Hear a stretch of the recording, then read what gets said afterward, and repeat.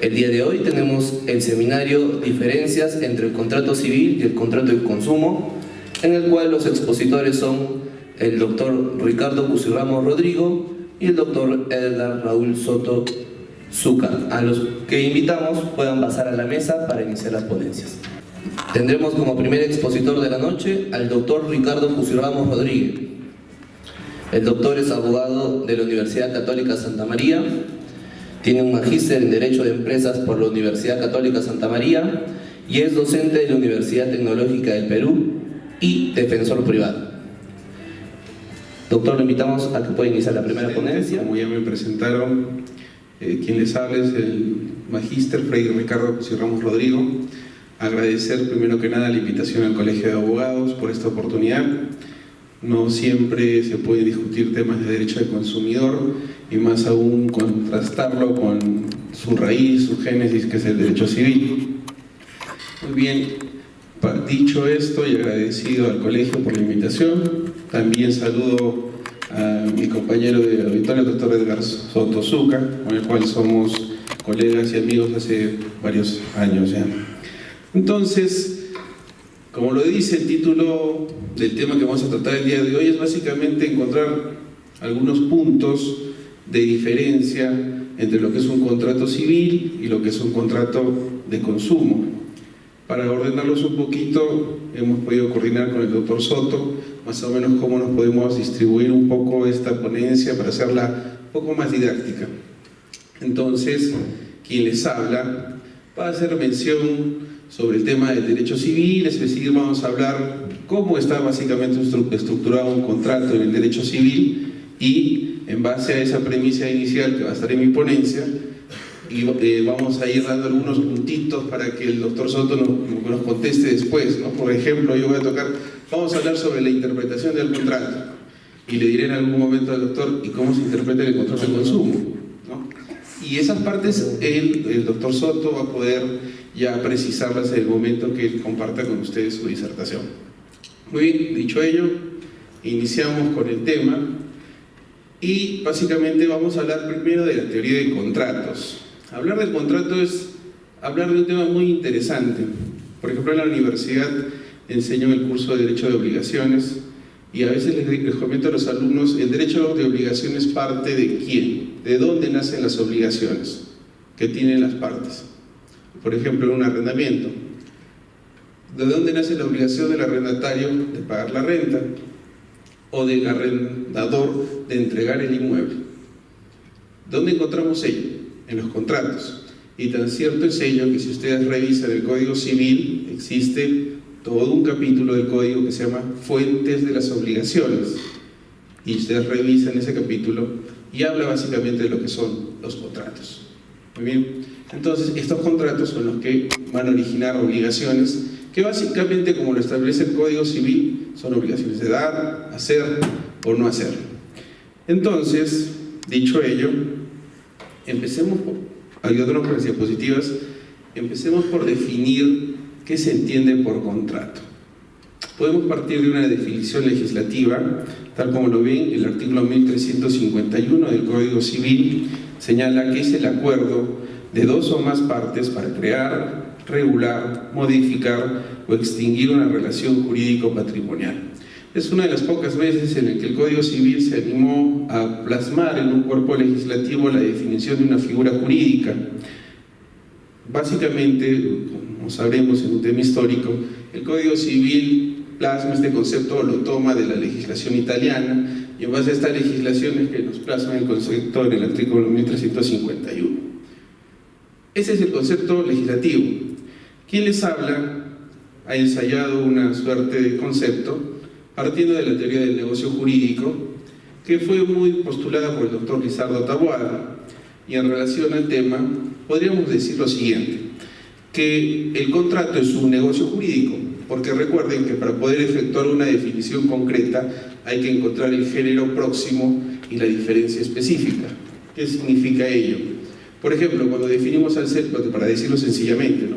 Cuando definimos al ser humano, cuando nosotros decimos qué es un ser humano, nos preguntamos qué es, tenemos que encontrar cuál es el género próximo y cuál es la diferencia específica. Entonces les pregunto, ¿Cuál es ese género próximo que nos define como seres humanos? ¿Con qué nos relacionamos? ¿Con qué otro aspecto de la naturaleza nos podemos relacionar? ¿Con qué estamos relacionados? Por eso ustedes habrán escuchado esa frase que los seres humanos somos animales que sabemos. Le dicen Homo sapiens, sapiens, ¿no? Entonces, nuestro género próximo para poder definir es que somos animales. Pero lo que nos diferencia del resto de animales, que es la diferencia específica, que es una forma de definir, es que sabemos, y no solo sabemos, sino podemos efectuar un proceso abstracto por el cual decimos que sabemos lo que sabemos. Entendemos por qué sí, por qué no, de las cosas que hemos aprendido. Entonces, por ello es que empezamos diciendo que el contrato, su género próximo, ¿cuál es? En este caso, como estaba en la diapositiva, es que era un negocio jurídico. ¿Y qué se entiende entonces por negocio jurídico? En la teoría francesa, porque el término negocio jurídico se acuña en la teoría alemana, pero en la teoría francesa se habla de acto jurídico, que exactamente parece lo mismo, pero hay unas disquisiciones específicas, ¿no? Entonces, ese negocio jurídico nos dice de que la norma plasma supuestos normativos, es decir, hay algunas abstracciones que realiza el legislador y las plasma en la norma. Y estas abstracciones, en el caso de los actos jurídicos, nacen de una manifestación de voluntad. Y esa manifestación de voluntad, como se dice, está destinada, en primer lugar, a crear. ¿Cómo se crea, por ejemplo, una relación jurídica? Muy bien, quiero alquilar un inmueble, generamos un contrato de arrendamiento. Eso es crear una relación jurídica. Después, modificar. Teníamos un contrato de arrendamiento, seguimos con el mismo ejemplo, y este contrato de arrendamiento queremos renovarlo. Entonces modificamos esa relación jurídica inicial. O después, tal vez, el arrendatario, que pensó quedarse un año en el inmueble, en algún momento dice, ya no puedo pagar la renta que inicialmente pensé que podría, y solamente llega a los 6 meses. Por ejemplo, es un contexto de extinción. Y ahí existen manifestaciones de voluntades de las partes. Entonces, como están escuchando, estamos hablando que en un contrato existe entonces un negocio jurídico, pero ¿qué lo diferencia con el resto de negocios jurídicos? Porque el contrato, si bien es cierto, es un negocio jurídico, ¿qué lo diferencia con el resto? Que es plurilateral. Esta es una de las primeras diferencias. ¿Por qué? En el negocio jurídico o acto jurídico va a comprender aquellas manifestaciones de voluntades que pueda realizar un sujeto, 2 sujetos o varios sujetos. Y en el cambio los contratos no solamente interviene un sujeto, sino intervienen 2 o más. Por eso se dice que es un acto plurilateral. Pero no solo en ello está la diferencia, sino lo que también diferencia al contrato de otros negocios jurídicos es que, tal como lo dice el 1351, tiene contenido patrimonial. Es decir, versa sobre bienes. Los que estudiamos derechos reales, es decir, los contratos, su objeto central es los bienes muebles o inmuebles. Y bajo ese contexto es que gira el contrato.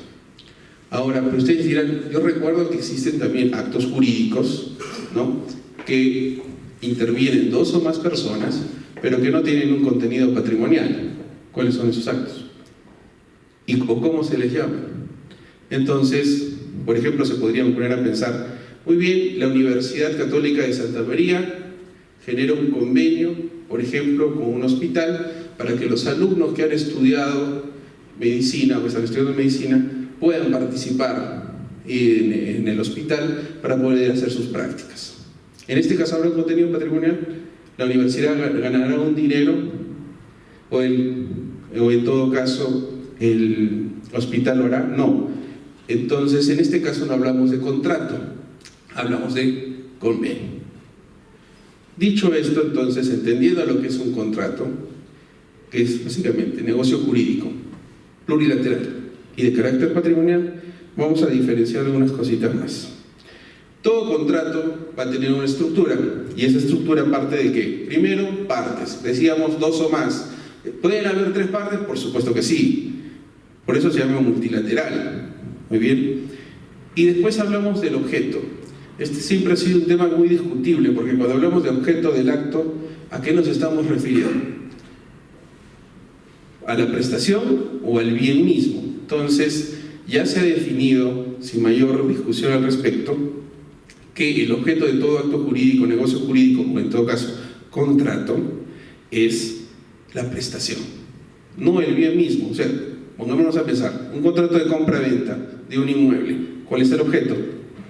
¿El inmueble o la prestación, que es la transferencia del derecho de propiedad? Por eso que en obligaciones hablamos de la prestación, puede consistir en una obligación de dar, en una obligación de hacer o una obligación de no hacer. Por tanto, el objeto de ese contrato no es la cosa misma, sino la prestación, que en este caso es las obligaciones, cómo se interrelacionan las partes. Y esas obligaciones se establecen tanto, por ejemplo, en un contrato de mutuo para un acreedor y para un deudor. La forma depende.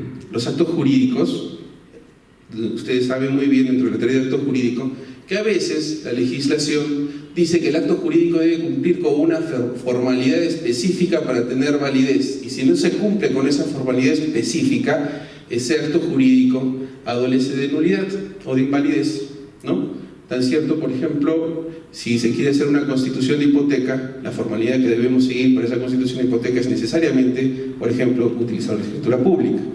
No podremos hablar de que hay una hipoteca válidamente constituida si solamente nos quedamos en la minuta. Ese es el detalle que también tenemos que cumplir los abogados, ¿no? Lo delicado de, por ejemplo, realizar una transacción en la que se hace un préstamo con una hipoteca. Y el deudor, que sabe a veces muy bien de leyes, a veces mucho más que el abogado, se queda en la simple minuta y nunca llega a firmarse la escritura pública. Alguno por ahí podría decir, pero no hay, o sea, si bien cierto es un problema, se puede solucionar, por ejemplo, con un proceso de otorgamiento de escritura pública. Es decir, si bien el acto jurídico quedó una minuta, con una orden del juez podremos lograr que esa hipoteca se formalice en una escritura. ¿Se podrá? La respuesta es no, porque es un requisito de validez. Y como es un requisito de validez, ningún juez va a aceptar un otorgamiento de escritura de una hipoteca que quedó en minuta, porque es un requisito de validez de conformación del acto. Entonces, ahí viene el tema bien delicado de nosotros como abogados, de procurar que si estamos asesorando este tipo de actos jurídicos, este tipo de contratos, cuidemos de tomar la formalidad del caso de ese contrato. Porque ese deudor que recibió el dinero ya no va a querer firmar pues la escritura pública, y le va a convenir, porque si no firma la escritura pública no hay garantía inscrita en su inmueble, y en cualquier momento inclusive podría transferirlo y así evadir de cierta forma el cumplimiento de la obligación. Situación súper delicada, ¿no?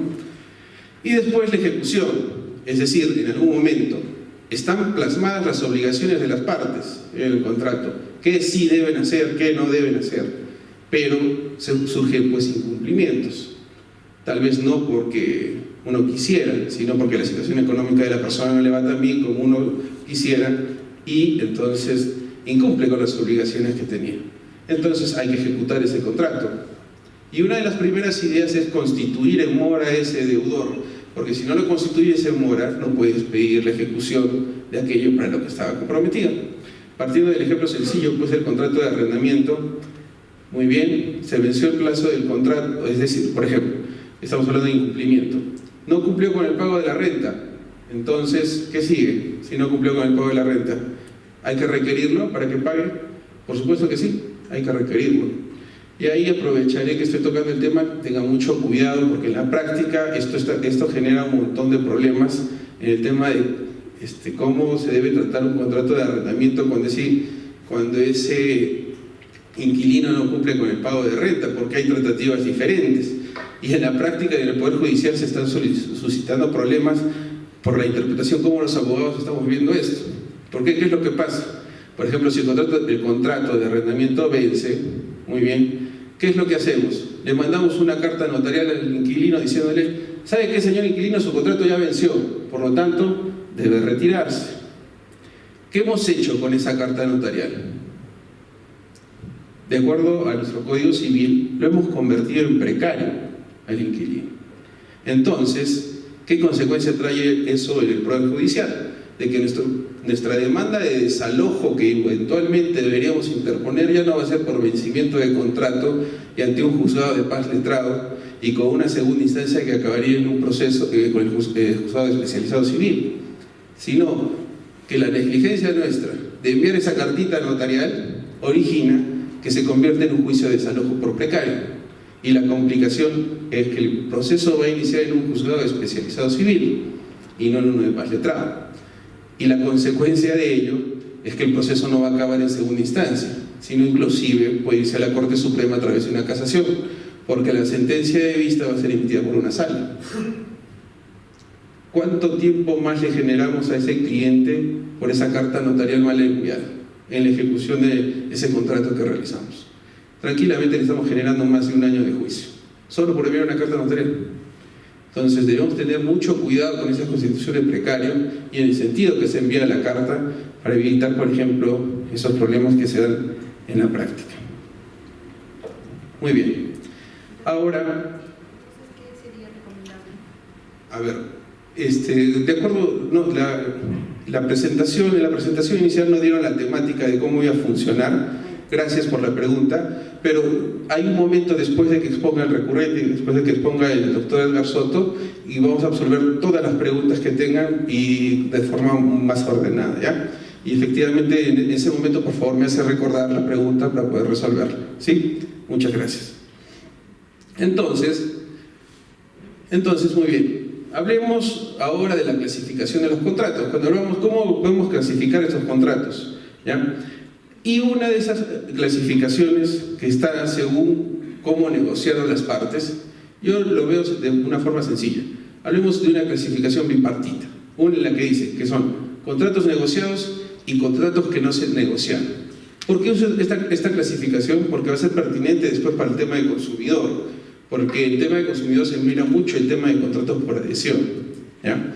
Entonces, hablemos sobre los contratos que se negocian. En estos contratos que se negocian, las partes básicamente se sientan y empiezan a establecer con toda precisión o con la mayor precisión que se pudiera cuáles son sus obligaciones y cuáles son sus derechos. Pónganse a pensar simplemente en la compra de un inmueble. Ustedes ven, por ejemplo, en un anuncio o en OLX o en Mercado Libre un anuncio respecto de la venta de un bien. Ustedes están interesados, se comunican con el vendedor y en el anuncio inclusive está el precio, la oferta que realiza ese vendedor. Entonces, por ejemplo, está con $50.000 la oferta de venta y tú dices, señor, conversemos, pues tal vez yo le puedo ofrecer $40.000, y se entra en una etapa de negociación. Hasta ahí lo que les he dicho, hay un primer momento de oferta. El vendedor establece qué va a vender, por qué precio lo va a vender, y bajo esa oferta el posible comprador efectúa una contraoferta que podría ser aceptada por el vendedor, como que tal vez también podría seguir en un proceso de negociación hasta que eventualmente tal vez se decida un monto final, y esto llega a una aceptación final. Esta aceptación final es un acuerdo de voluntades, que es lo que define un contrato y que lo diferencia de un acto jurídico, negocio jurídico. Ese acuerdo de voluntades de ese vendedor y ese comprador en relación al precio de la venta, al bien objeto de venta, entre otras cositas que podrían pactarse, genera que el contrato se perfeccione. Este proceso de negociación existirá en los contratos de consumo. Es una de las interrogantes que, por ejemplo, la resolverá el doctor Soto en la segunda parte de esta conferencia. Ahora, hablemos de los contratos por adhesión, que son los que más se parecen históricamente en relación al contrato de consumo. Y en un contrato por adhesión tenemos un ofertante, que es por ejemplo un vendedor, que ya estableció todas las condiciones de ese contrato. Pongámonos a pensar, por ejemplo, en el simple hecho de adquirir un celular postpago. Cuando nosotros vamos a Claro, no nos vamos a poner a negociar con Claro, y ese plan 129, si le pones, le puedes bajar un sol más o le puedes bajar 5 soles, ¿qué te van a responder?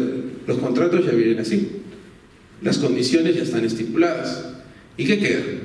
Aceptar o no esas condiciones que ya están previamente establecidas. Entonces, por ahí va a ir más o menos el tema de consumidor. Entonces, en un contrato por adhesión, como se ve, hay una oferta, una aceptación, y con eso se genera el perfeccionamiento del contrato. ¿Qué diferencia hay? Salta a la vista. No tenemos una etapa de negociación. Correcto. Ahora, cuando se realiza un contrato, vamos a pensar en algunas ideas. El Código Civil habla de libertad contractual. Entonces, ¿qué significa esto? Hay una regla. Conforme al artículo 1354, las partes intervinientes tienen libertad de vinculación en establecer sus derechos y obligaciones. Es decir, las partes pueden pactar, si le ponen a ese contrato de compra-venta alguna condición, sea suspensiva o resolutiva, si por ejemplo agregan por ahí una res confirmatoria, una res retractatoria, penalidades, una serie de condiciones que entre las partes podrían acordar incluirlas dentro de ese contrato, ¿no? Y por excepción, ¿qué dice? Si bien es cierto, el código nos da libertad contractual, entre comillas, tenemos límites en base a normas de orden público. Es decir, no podemos ir en contra de aquellas normas que la ley establece de forma obligatoria que debemos cumplirlas. ¿Cómo es ello? El ejemplo que hablamos hace un momento lo podemos complementar. Si uno quiere comprar un vehículo, un carro, ¿bastará con que se siente con su vendedor y firmen un contrato privado entre ellos para comprar el vehículo? La respuesta es no. Porque la ley, y hay leyes de orden público que dicen ese contrato de compra-venta de ese vehículo tendrá que realizarse por un acta de transferencia notarial. Se le está otorgando una formalidad.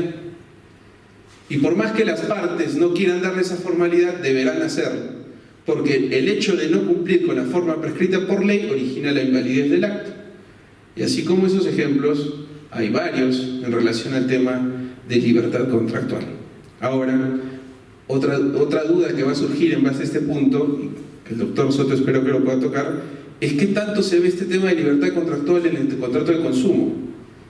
Si existe o no existe, o si de existir, qué tan limitada está, ¿no? Esto en todo caso se podrá ver en un momento más adelante.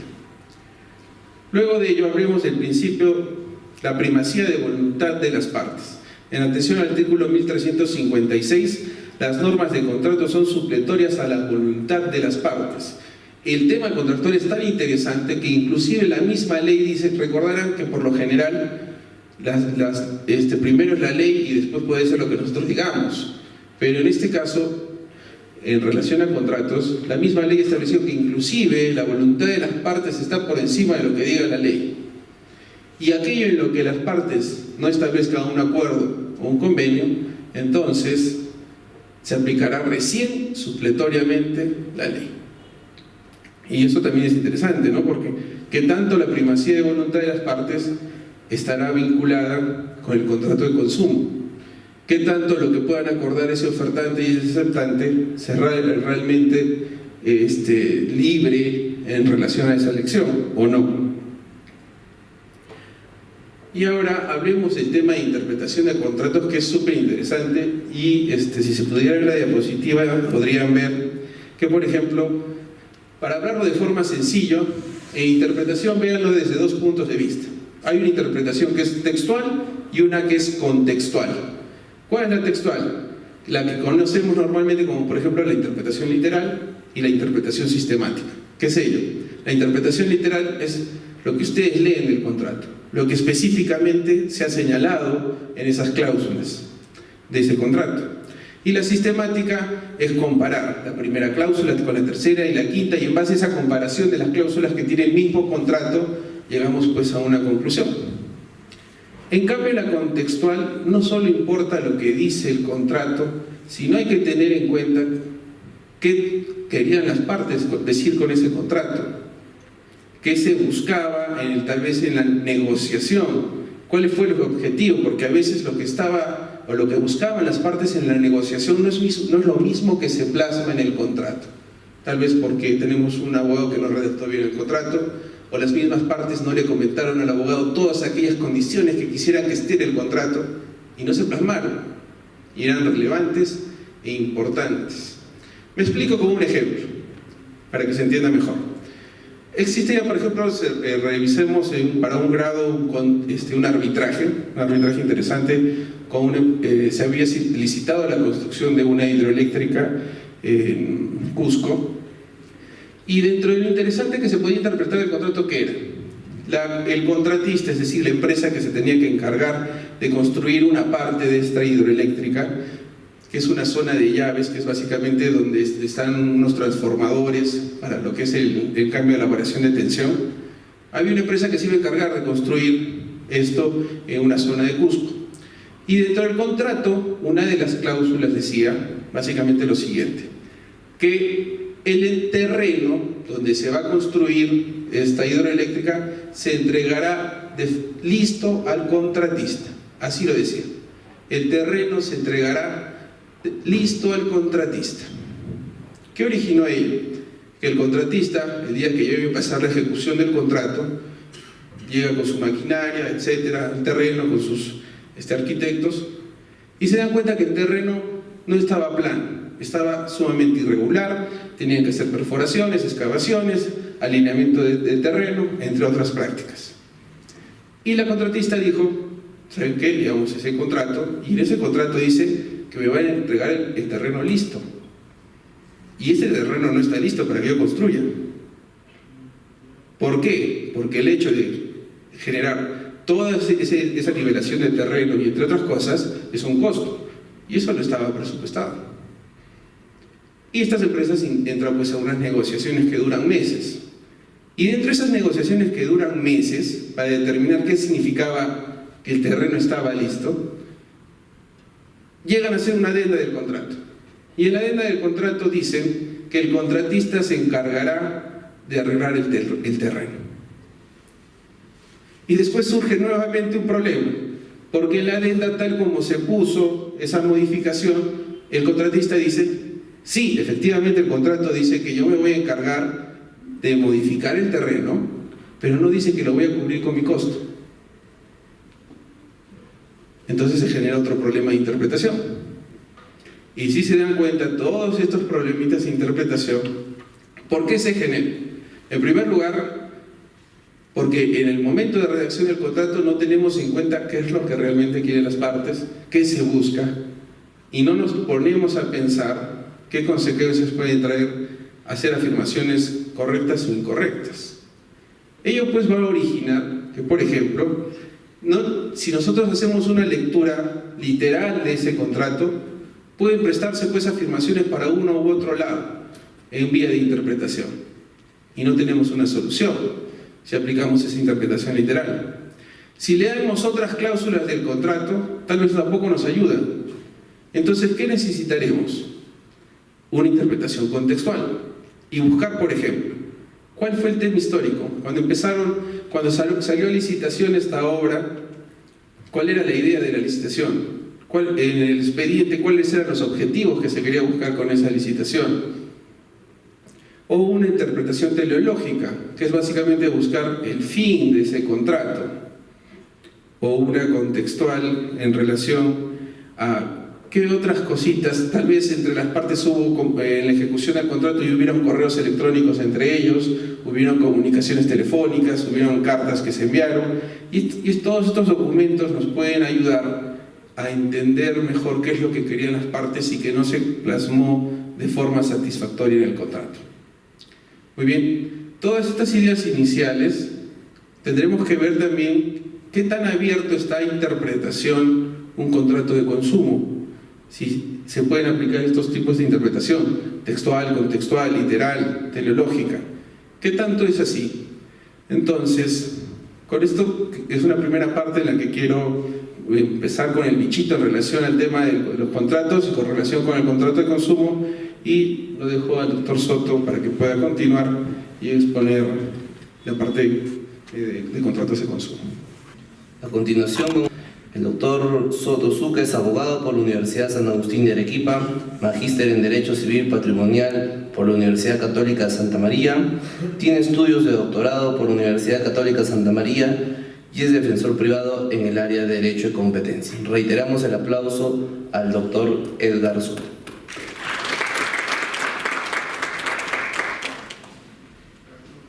¿Cómo están? Buenas noches. Bueno, el doctor Ricardo nos ha planteado algunas interrogantes bastante interesantes que realmente nos implican una decisión de si seguir el orden establecido que había planteado o ingresar a otro tipo de conversación, porque nos ha puesto en aprietos con respecto a cómo consideramos el derecho de consumo, ¿no? Bueno, básicamente me saldré un poco del esquema, porque creo que es necesario plantear conceptos específicos. Creo yo que es importante partir de fundamentos como para poder entender las preguntas que nos ha lanzado el doctor Ricardo. En primera, el derecho del consumo no proviene del derecho civil. El derecho civil proviene de las afirmaciones, trabajos, de derechos privados, romanos. En cambio, el derecho del consumo proviene del derecho mercantil en su momento, en su desarrollo a través del derecho de la empresa y luego el derecho comercial. Y una subrama a través de este camino que fue generándose el comercio es que nace el derecho del consumo. Entonces de allí vamos viendo que quizás la naturaleza de las contraprestaciones provienen de sujetos distintos. En el derecho civil privado regularmente estamos hablando de sujetos privados que tienen relaciones patrimoniales o no patrimoniales y que generan entre ellas diversos lazos. En cambio, cuando hablamos del derecho mercantil, del derecho de comercio, estamos hablando en su momento del empresario, en su momento del técnico que realizaba o vendía algo. Eso como punto histórico. Y luego cuando entramos al derecho de consumo, estamos hablando de que el derecho de consumo parte de una tuitividad del Estado. En el derecho civil estamos hablando regularmente de relaciones privadas. Y en el caso del derecho al consumo, estamos hablando de que la Constitución establece en el artículo 65 la obligación del Estado de proteger a los consumidores. Entonces hablamos de una relación tuitiva del Estado en favor de las relaciones generadas entre un proveedor y un consumidor, que son las partes específicas de una relación de consumo, que no estoy diciendo contrato de consumo, ojo. Entonces, podemos decir que este movimiento consumerista es un movimiento social, ¿no? En el cual se empodera a los consumidores en relación a los vendedores, y entonces tiene que entrar el gobierno a talla para ir regulando esta actividad. En su momento, las industrias, la contratación en masa, recrean el panorama social y legislativo. ¿De cuánto tiempo estamos hablando de regulaciones específicas? Por lo menos 2 siglos, en los cuales estas regulaciones han ido estableciendo parámetros que les permiten al consumidor tener una mejor protección en este momento. Entonces vamos a qué es el derecho al consumo, ¿no? Es un conjunto de normas, principios y valores. Cuando hablaba de temas teleológicos, ¿no? También hay temas teleológicos en el derecho al consumo, que aplica el Estado en forma objetiva, ¿no? Ahí vemos la tuitividad del Estado, para asegurar que el mercado funcione en forma óptima cuando se oferta o se realiza el intercambio de bienes y servicios, evitando la aparición y el mantenimiento de distorsiones provocadas por los proveedores o los consumidores en desmedro de los derechos del otro. Disculpe. Entonces, en este concepto nos va a servir mucho para entender que lo que el derecho al consumo busca es regular distorsiones. Estas distorsiones se dan en base a un concepto que luego trabajaremos, que luego conversaremos, que se llama la asimetría informativa. Entonces, cuando estas distorsiones se generan, siempre hay alguien afectado, y este alguien afectado es el consumidor. Entonces la labor tuitiva del Estado, a través de estas normas, intenta volver atrás al momento de la distorsión ocasionada. Un ejemplo sencillo. Se ha realizado en, digamos, una tienda por departamento, la oferta de la venta de un producto que dice, digamos, todo blazers a 90 soles. Y de repente voy y quiero comprar un blazer y veo que está a 400 soles. Pero en la parte, cuando voy a preguntar, digo, ¿pues cuál es la diferencia? No, lo que pasa es que este precio de 100 soles solamente es para marcas exclusivas de tienda. Pero eso no estaba en información. Entonces esa es una distorsión del mercado, ¿no? Que a través de la publicidad se genera una adhesión por parte del consumidor para la adquisición de un producto.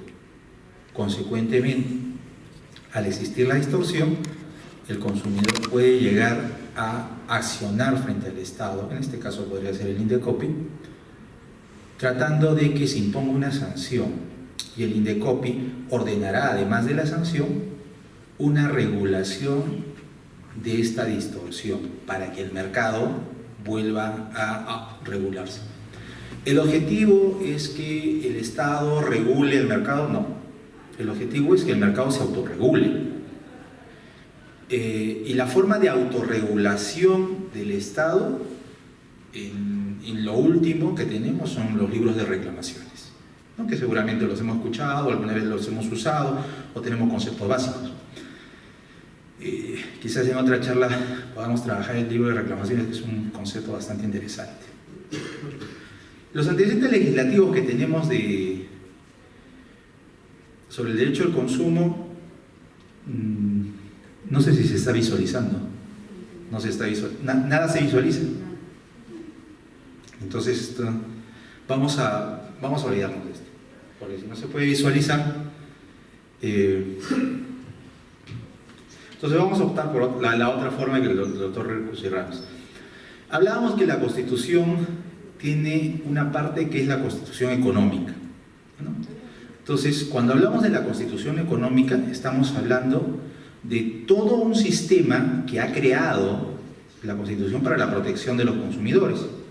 Entonces, en esta Constitución económica podemos entrar en que existen las garantías de inversión nacional extranjera, la defensa de los consumidores, el principio de subsidiariedad del Estado, la economía social de mercado y los principios de libre competencia, ¿no? Este concepto de la economía social de mercado y no economía de mercado es una diferencia bastante latente y por la cual muchas veces la Constitución no funciona con los parámetros establecidos por el Indecopi.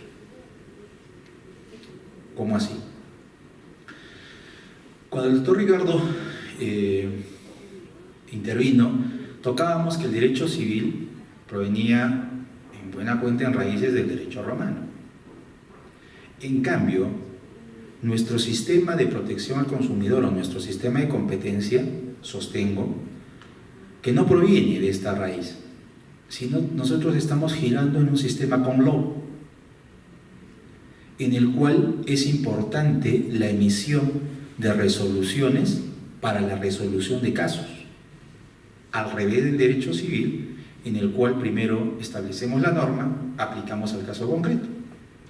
En cambio, en el sistema del derecho al consumo no funciona de esa manera, por lo menos en nuestro sistema regulatorio en Perú. Es un sistema common law en el cual existe la norma, pero para poder determinar cómo es la aplicación para casos concretos, primero tengo que revisar qué antecedentes jurisprudenciales existen sobre este tema y cómo es que se ha ido pronunciando el Indecopi, por así decirlo, respecto de temas específicos, ya sea financieros, inmobiliarios contractuales, de cláusulas penales inclusive, de resoluciones de contratos.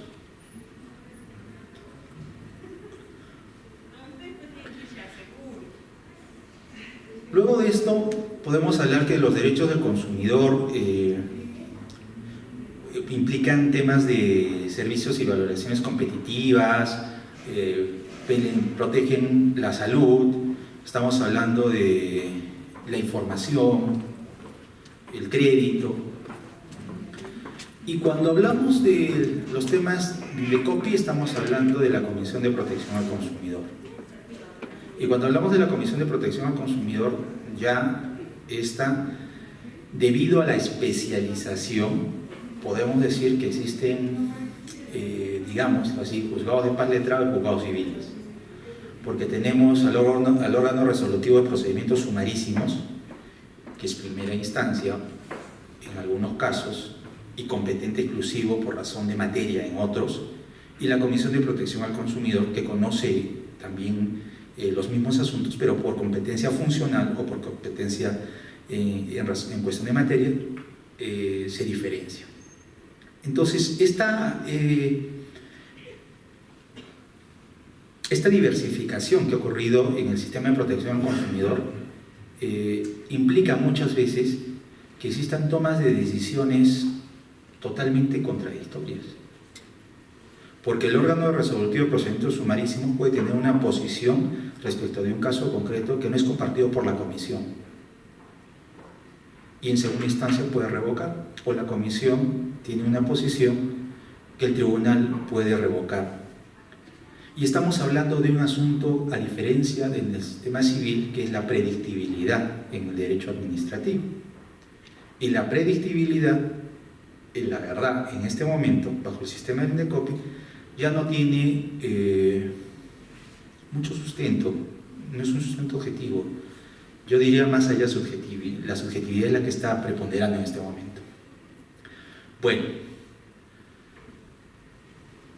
¿qué protege el sistema de protección al consumidor o el derecho al consumo? A diferencia del derecho civil, que considero que su protección es una asimetría económica por el negocio jurídico, el derecho al consumo no protege la asimetría económica, sino protege la asimetría informativa. ¿Qué es la asimetría informativa? ¿Quién tiene mayor capacidad de poder tener información o tener mayores elementos para poder determinar un evento o sus consecuencias determinadas en un tema específico?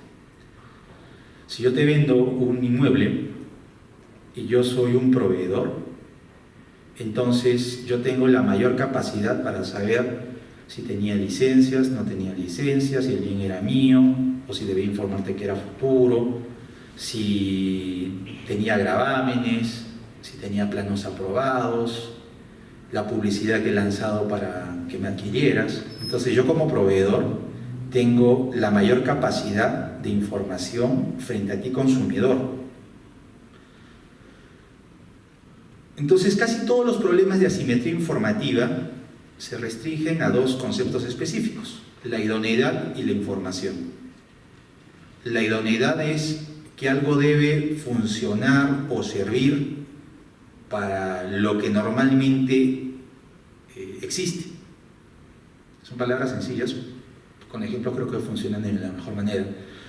Un auto debe servir para que yo pueda transportarme o trasladarme en él mismo. Si este auto tiene algún defecto, significa que no es idóneo. ¿Pero eso se restringe al motor? No. A la carrocería tampoco. Hasta la lucecita del salón interior puede ser considerado un tema de idoneidad y sancionable. Y el otro concepto es el concepto de información. Entonces los conceptos de información significan que algo debe ser utilizado o adquirido de acuerdo a la información que me has proporcionado. Significa que si yo adquiero un inmueble es porque tu publicidad decía que iba a ser de 5 pisos. y de repente lo adquiero porque es un bien futuro y termina construyéndose en el 6º y 7º piso un penthouse. Entonces, esa no era algo que iba a determinar mi decisión de consumo. Un tema de información. Otro tema de información. Usted adquiere una laptop tope de gama. Y esa laptop de gama se la venden en un proveedor nacional. Y el proveedor nacional, dentro de su especificación, no le dice que para la utilización necesita un convertidor de energía no de 220 voltios, sino uno que funcione a nivel Norteamérica. Y usted simplemente conecta su laptop tope de gama que le ha costado $4.000 y se malogra. Eso es un problema de información. Entonces, los problemas que ve la asimetría informativa son problemas de idoneidad y problemas de información. Dos conceptos finales para ir definiendo. Un consumidor básicamente es una persona natural o jurídica que adquiere, utiliza o disfruta como destinatario finales productos o servicios materiales e inmateriales en beneficio propio o de su grupo familiar o social, actuando fuera de una actividad empresarial o profesional. ¿Cómo? Sencillo. Si tú adquieres un bien o un servicio y no lo incorporas a tu proceso productivo, a tu proceso de comercialización, eres consumidor. Entonces tendrás que definir qué es un proceso productivo y qué es un proceso de comercialización. Y entonces nosotros como abogados tenemos un proceso de comercialización. Nosotros somos proveedores, por lo tanto somos sujetos de ser sancionados ante el INDECOPI. Lo que significa que si usted es contratado y no presenta su apelación o no presenta sus recursos dentro del plazo estimado, su cliente podría recurrir al INDECOPI y solicitar una multa administrativa en contra de usted por falta de idoneidad en su servicio. Lo mismo le ocurre a Juan Pérez, que tiene un kiosquito en la esquina y que vende chicles. Él también es un proveedor. Un consumidor también pueden ser los microempresarios, siempre y cuando no tengan especialización. Un consumidor finalmente es un destinatario de bienes finales. No es necesario que lo compre. Y acá viene el gran problema que se encuentra básicamente, y era a donde finalmente vamos a llegar. El artículo 45 del Código de Consumo, que los invito a leerlo y creo que les va a generar algunas dudas, dice lo siguiente: el contrato de consumo tiene como objeto una relación jurídica patrimonial, similar al Código Civil, ¿no?, en la cual interviene un consumidor y un proveedor, varias partes, para la adquisición de productos o servicios a cambio de una contraprestación económica.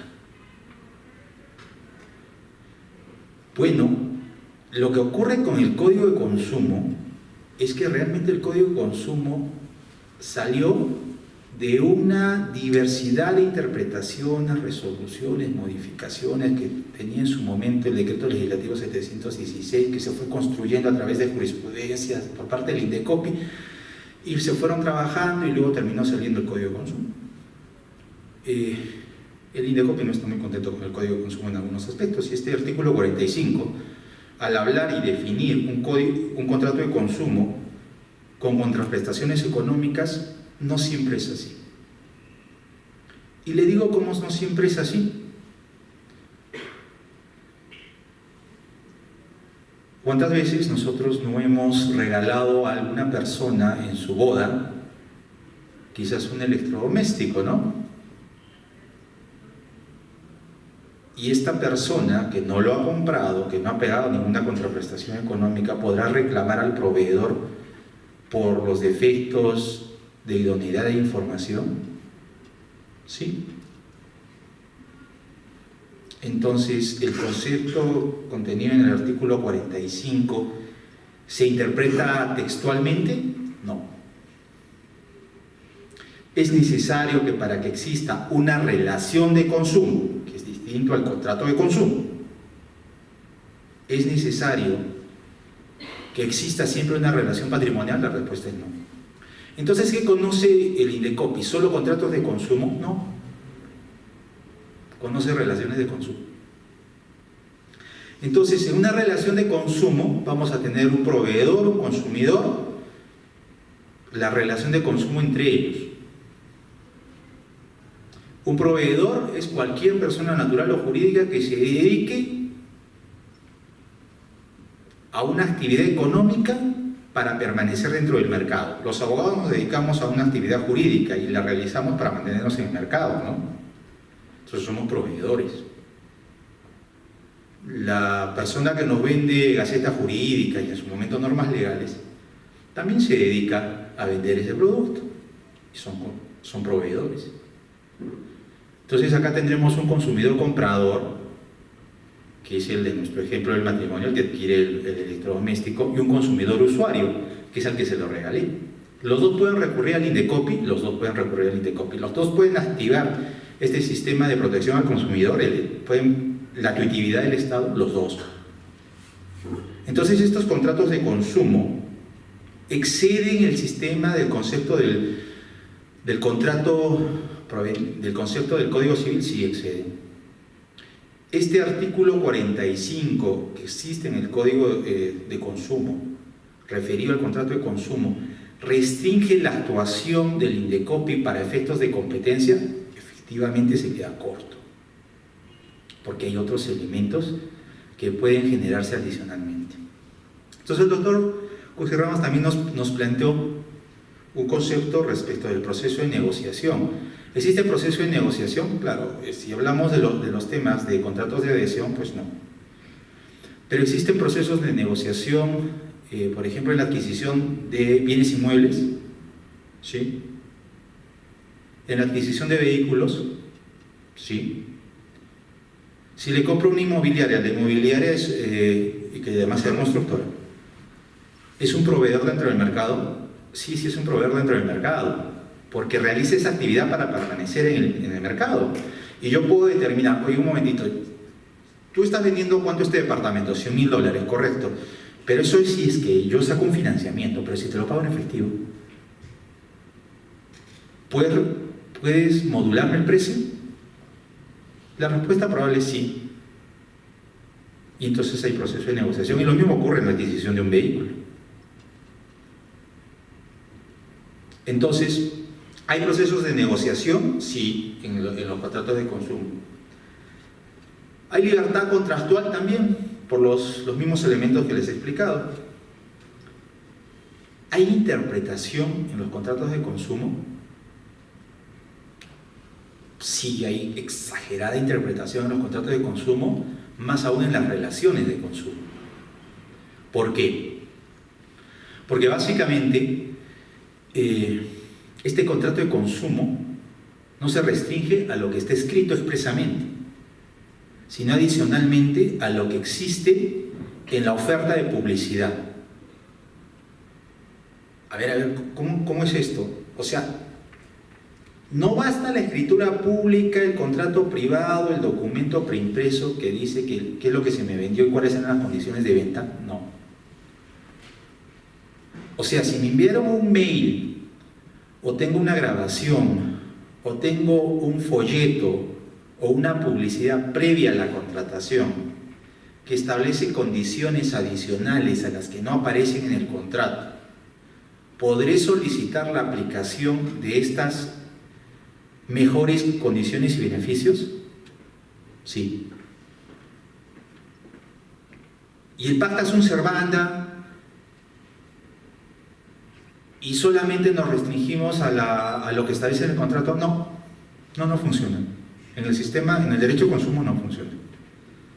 Porque el contrato de consumo adicionalmente tiene estos otros elementos generados de lo que se ofertó y lo que yo adquirí. Por eso es que hay temas de idoneidad de información. Hay información en la etapa precontractual, en la contractual y en la postcontractual, provenientes del sistema de postventa regularmente. Entonces, puedo decir, considero que los contratos de consumo o el derecho del consumidor abarcan mucho más allá que el derecho civil. Por lo tanto, es, creo yo, un elemento que los colegas deberían conocerlo porque nos da mayores elementos de solución frente solamente a recurrir a la jurisdicción civil, sino podemos recurrir también a la competencia del INDECOPI, y establezco esta diferenciación de competencia y jurisdicción porque últimamente en el INDECOPI existe una tergiversación realmente de aquello que pueden ellos ordenar, y pueden ellos ordenar resoluciones de contratos, pueden ellos ordenar saneamientos, pueden ordenar aplicación de cláusulas penales, pueden ordenar pago de intereses, y todos estos temas son conceptos civiles. Pero inicialmente, ¿qué venía del Código Civil? Los temas de saneamiento y de lesión, eso históricamente, pero en este momento está desbordado. Bien, son algunas ideas que les he querido dar respecto del contrato de consumo en relaciones al derecho civil, y espero que les haya dejado algunas interrogantes que se puedan generar. Gracias.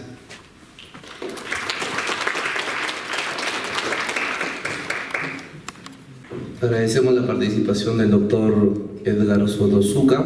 A continuación, para concluir el seminario, vamos a entrar a una rueda de preguntas. Buenas noches.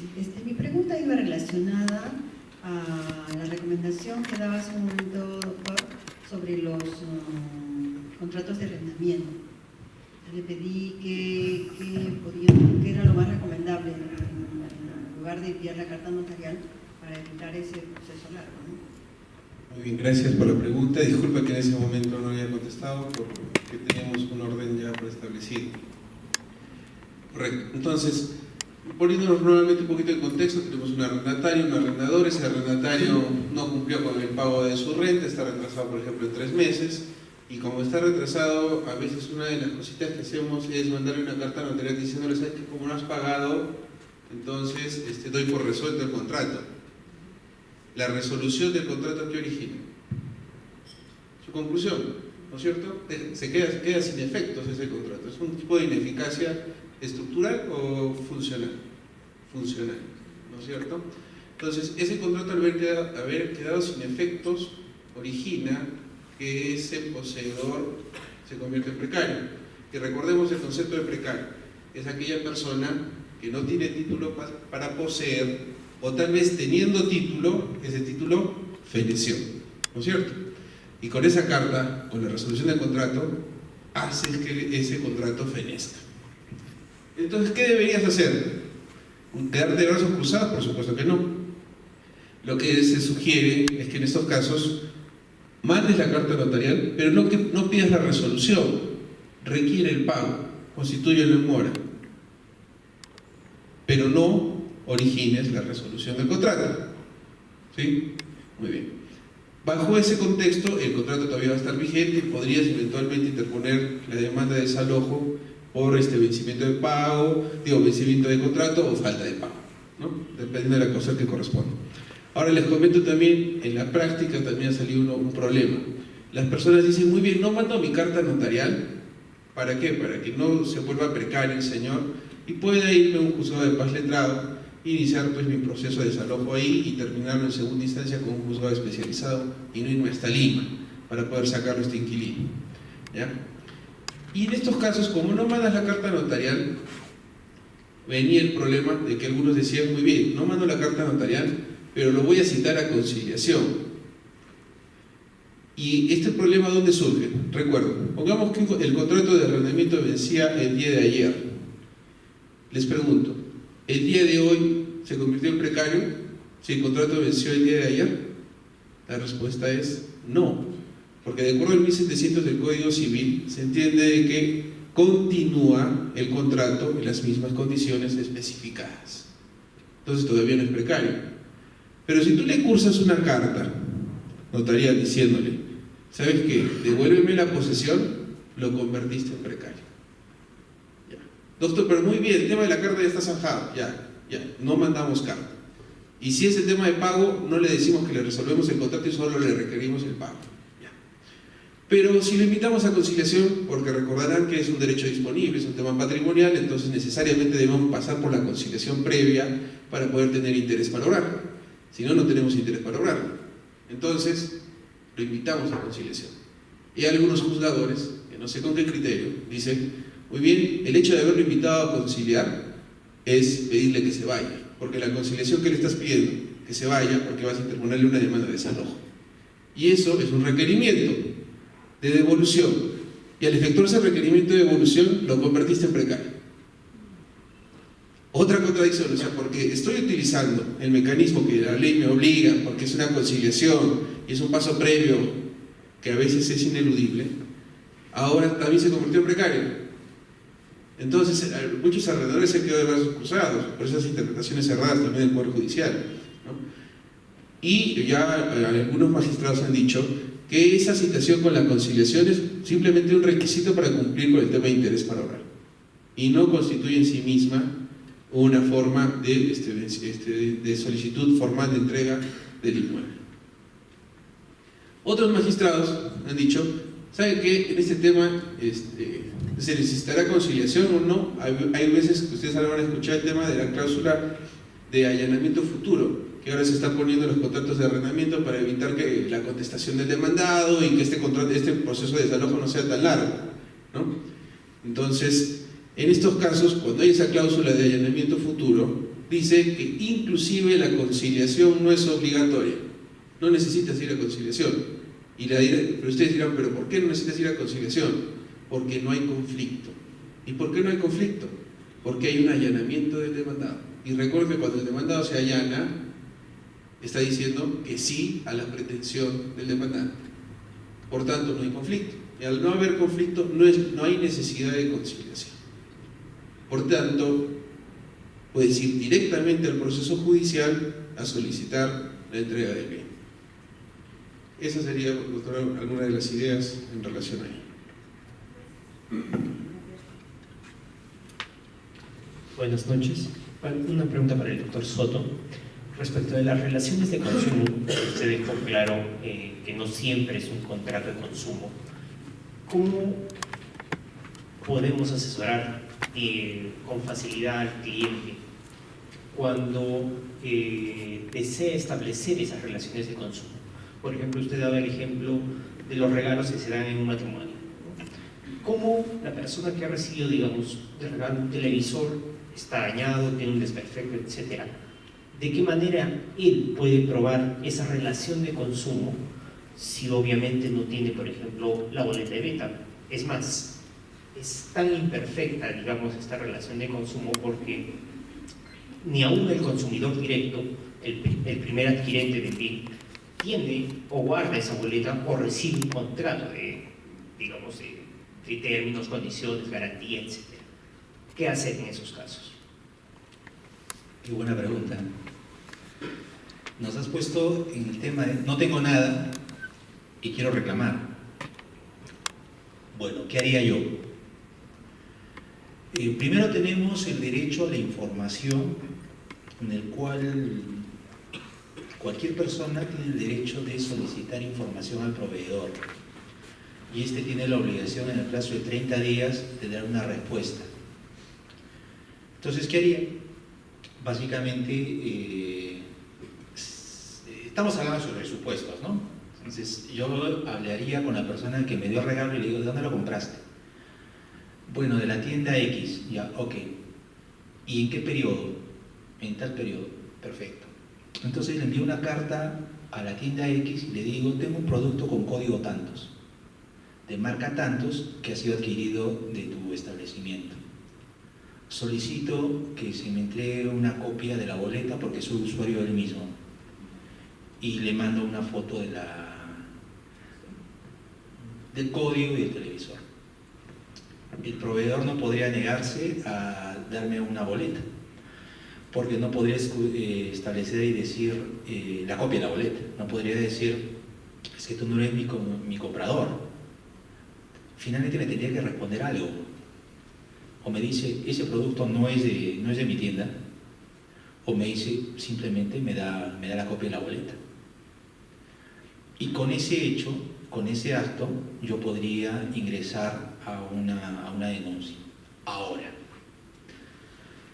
yo también podría presentar una denuncia directamente a Indecopio, y dentro de los requerimientos de información, artículo 5 del Decreto Legislativo 807, establece la facultad de la comisión o de cualquier oficina de Indecopio de requerir información contra multa. Entonces le diría, ofrezco medio probatorio el informe que presentará la tienda de departamentos X con respecto a la venta del producto Tanditos. Entonces el Indecopio, en aplicación del principio de verdad material y del artículo 5 del 807, de verdad material de la 27444, y el 5 del 807, tendría la obligación de requerir esa información. Entonces tendría otra forma de obtener ello. Otra forma, genero una hoja de reclamación donde reclamo y digo que quería ingresar el producto a servicio técnico, y servicio técnico me ha dicho que no me la puede recepcionar porque dentro de los parámetros de servicio técnico dice que tengo que venir con el producto y con la boleta. Eso es regular, ¿eh? Eso es una característica. Y entonces yo digo, pero yo soy el usuario de este producto y lo he traído. Entonces obligo al pronunciamiento del proveedor con respecto a esto. Creo que hay tres caminos. Cualquiera de ellos podría ser válido, te podría generar una prueba. Al final recordemos que en tema de derecho administrativo también se aplica el principio de simplicidad y informalismo, ¿no? Y con ello creo que podrías avanzar en generar un tema de relación de consumo. Para finalizar, tenemos una última pregunta. Doctor, buenas noches. Mi pregunta es básicamente sobre la relación de consumo, pero básicamente en los aplicativos de Internet, porque existen las tercerizaciones de consumo. Es por ejemplo una página de Descargar.com, compra pasajes en ciertas aerolíneas, y yo, como soy un usuario, vengo y adquiero un vuelo, y al final yo voy a ser la consumidora final, pese que Descargar.com va a ser la página tercerizadora, ¿no?, del servicio. Bueno, lo que a mí me pasó es que yo compré un pasaje en Descargar.com, en una X aerolínea, y me di la sorpresa de que no tenía el pasaje comprado. Y yo llamé a la aerolínea, supuestamente el código de reserva, ya tenía ya el dinero depositado, y me dijeron que no se hacían cargo de ese vuelo o de esa pérdida de vuelo porque no había comprado el vuelo con la aerolínea directamente, sino a través de una tercerizadora. Y que tendría que responder ese pasaje sería la tercerizadora de esa página web, y yo no hay aerolínea porque no compré directamente. Entonces, yo como consumidor, ¿qué es lo que puedo hacer? Porque ellos no tienen reclamaciones, no tienen un teléfono, no tienen un lugar, simplemente es un correo electrónico. Y lo peor aún es que esta señorita de esa aerolínea me dijo que era usualmente o era frecuentemente que pasaba esos problemas. Y a pesar de que la aerolínea sabía que hay problemas con estas páginas, no dan información a nosotros los consumidores, ¿no? Que debían de como que dar comunicados que es preferiblemente recurrir a compra de boletos a través de la página directa o su aerolínea, su servicio telefónico, y no usar estas páginas tercerizadoras, ¿no? Entonces mi pregunta es, ¿cómo hace el hecho consumidor, cómo nos protege a nosotros los usuarios en plataformas virtuales, ¿no? Internet, o sea, porque solo tendría el voucher de pago de la tarjeta, que es el depósito, pero no haber reclamaciones ni un lugar estable como lo que pasó, el ejemplo anterior, que existe una tienda, ¿no? Básicamente, un lugar físico, no virtual. Gracias. Han venido con preguntas demoledoras, caramba. Bueno, a ver, es bien interesante lo que planteas porque nos permite detallar una cadena de proveedores. Tú en el Indecopi puedes denunciar cadena de proveedores. En el ejemplo que me lo pones, como lo has trabajado, yo haría una denuncia contra la página web y señalaría la dirección de la página web para notificación, la misma página. Además a la aerolínea. Y la aerolínea tendría que establecer su defensa en el sentido de que no tiene ningún vuelo comprado para ti. Consecuentemente, para ello acreditaría